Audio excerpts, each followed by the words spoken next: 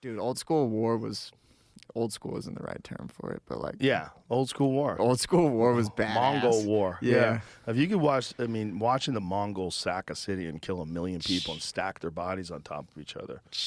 Did you ever read? There's a great audio book series. It's really a podcast, but it really is more like an audio book. Dan Carlin's Hardcore History. Yep, I love his podcast. Did you ever hear Wrath of the Khans? No. It's the best one. Oh, really? It's okay. the best one. I'll listen It's to it. all about Genghis Khan and his family and what cool. they did. Dude, they killed 10% of the population of Earth while he was alive. Aye. They killed so many What? people that they affected the carbon footprint of human beings on Earth.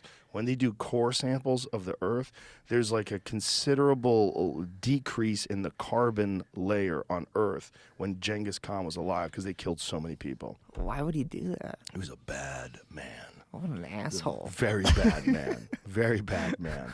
And, you know, he fucked so many women and raped so many women that his genes are in a high percentage of the people that still exist there today. It's something nuts, right? What was we've Googled this before. What is the number? It's something crazy. Jamie will find it. But when he was alive, they killed somewhere between 50 and 60 million people. Jeez. Yeah. Like 10% of the world's Oh my God. population. Yeah. Like 1 out of 10 people on Earth was killed by the Mongols. That's going to take me a minute to digest. So a 2003 study found evidence that Genghis Khan's DNA is present in about 16 million men alive today. The Mongolian ruler's genetic prowess has stood, that's a nice way of saying he raped a lot of people. His genetic prowess has stood as an unparalleled accomplishment, but he isn't the only man whose reproductive activities will still show significant genetic impact centuries later. Yeah, and what's crazy is that was like one of the superpowers of the world that everyone was terrified of, the Mongol Empire. And now, nothing. yeah. Like, no one's scared of the Mongols. Yeah. It's like, I mean, obviously they're scared of Mongol fighters and they're tough people, but there's no, like, considerable army. Yeah. Which is really crazy if you think about that. It is kinda 1,000 crazy. years ago, if you went back and talked to them, they're like, we're going to run this shit forever. Yeah. Dude, I used to, back when I was like trying to get into Warmind, I would just like Google like the most badass warriors in time. Yeah. And I'm an idiot, so I like forget everything after a month of learning something. But one of the warriors was this Aztec dude, and he got captured by the other team, whoever it was. They took him, they cut off his hands to like try to like just make him miserable for his entire life. They sent him back to his camp. This guy like glues on knives onto his hands and then just commits the rest of his life to just like killing all of these people that like did that. And that to me Jesus Christ. yeah, this might be him. Boldly. Jesus Christ. According to legend, after his right hand was cut off by the Spanish, Galvarino boldly held up his left hand, offering up for his captives to amputate. Oh, after his right hand was cut off, he offered up his left hand to the captives to amputate. He displayed no emotion as it was cut off, and his facial features recorded no pain. The Spaniards ordered him to return to, I can't say that word. How's that? What did I say that word? Coplican, to urge him to surrender. Wow. Yeah, but I'm pretty sure that this dude like glued on like knives on his hands, and because that's like the type of dude that I was trying to like become sometimes, you know, where I'm like, yeah, my life is committed to like, you know.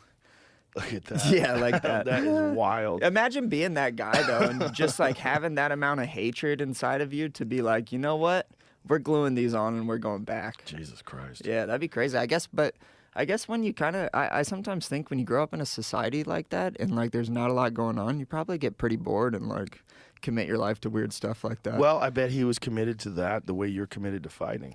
Yeah, It's probably probably the same kind of thing. Like if you're going to be a warrior, you have to be all in, and you got to know there's other warriors like you out there, and you got to be better than them. Yeah. Or harder than them. When I had Tyson on, I brought up Genghis Khan, and his fucking eyes lit up. He knows so much about like Genghis Khan. Like first of all, he knew his name was Temujin. His real name was Temujin. That's his born name. And he told a story about his brother, about how his brother was stealing fish from him and his other brother. So he killed his brother, and his mother freaked out that he killed his brother. But he was a fucking killer from the womb, like from the time he was young, and went on to form this empire that to this day is one of the most frightening forces in the history of humanity.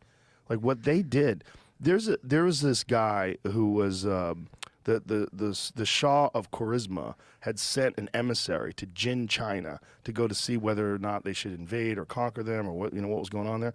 And as they were headed to the city, they saw in the distance what they thought was a snow-covered mountain. And as they got closer, they realized that it was a stack of bones. There was a stack of bodies because everyone in the city had been murdered. Jeez. They had to abandon the roads along the way because they were so littered with human bodies that were decaying that the roads had become mud and caked with filth and just human decay.